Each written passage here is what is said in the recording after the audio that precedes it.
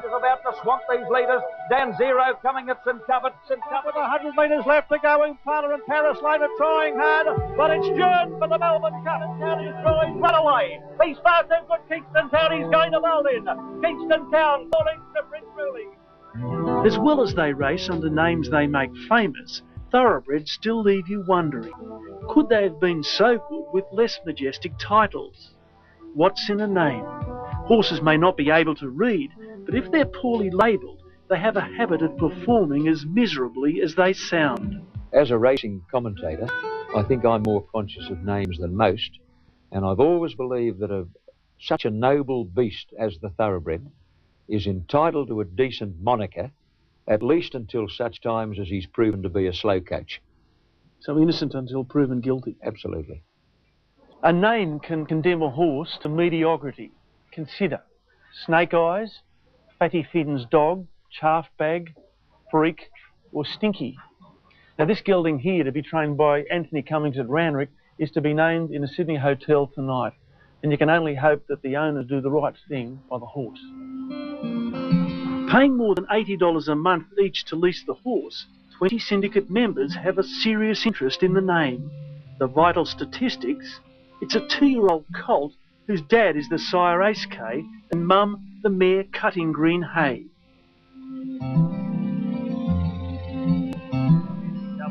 The White Cockatoo Hotel is abuzz, and publican and syndicate leader Steve Ginty is well versed in things turf. Setting up is no less than son Joseph Quinton Ginty, middle name after the jockey and trainer. We've got to organise a name for this racehorse fairly quick, because Anthony tells me it's working the track down. It's doing 4 and 48, so we need to get a name in fairly quick if we're going to get it to start this time round. I'll open up the meeting like this.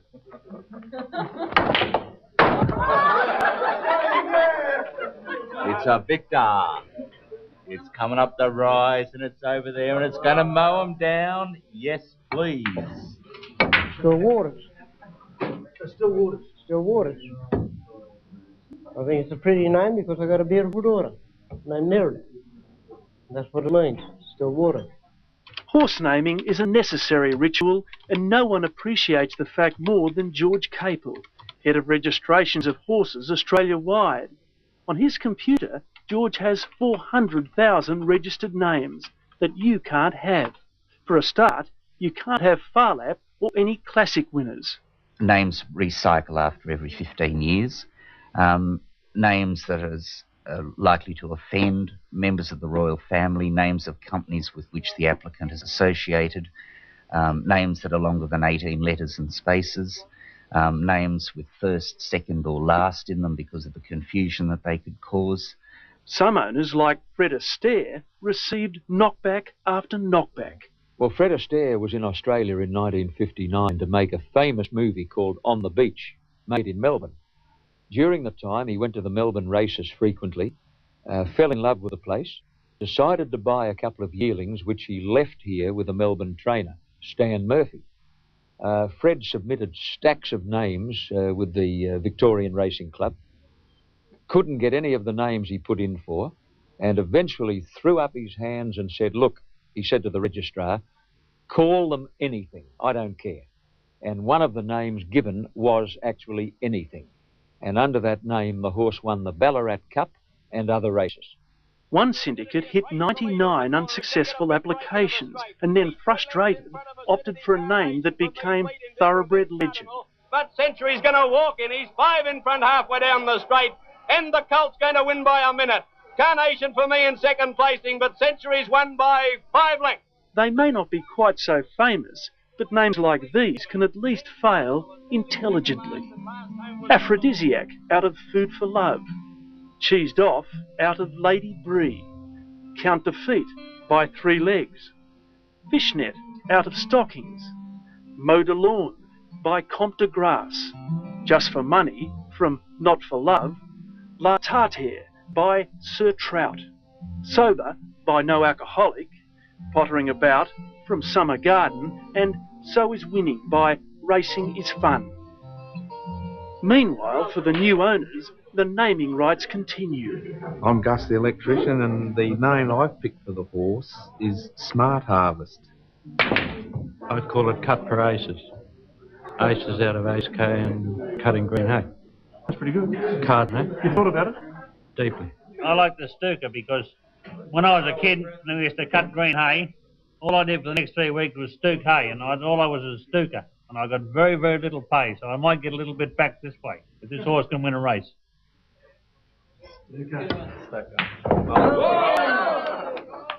What all name hunters should avoid is vulgarity.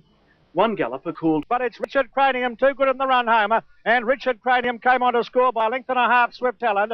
Richard Cranium is actually not registered in Australia. It's racing here on a visitor's permit. It was named in New Zealand, and because of the quality of the races and the fact that it wasn't going to stay here for a long time, it's here as a visitor. But would you have allowed that name? No, we wouldn't have given that name. Distasteful? No, absolutely. But the real challenge is in marrying dam and sire in the one name. Find by Canny Lad from Tested at Random.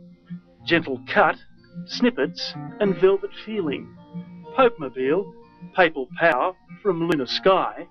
Pajama Party, Seattle Siesta, Dress to Kill. Suggest a Song, Jukebox out of Suggester. Self-Portrait by Vane out of Sketch. Varicose, also by Vane, from Little Joy, and a horse that came with a divorce, She Got the House, by True Version, out of Torn Monarch. But getting the name and the form right is the ultimate mastery.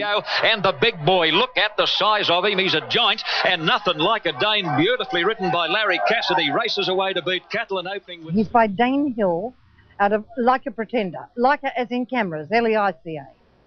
We went through every hill in Denmark. There are none. Denmark is as flat as a pancake.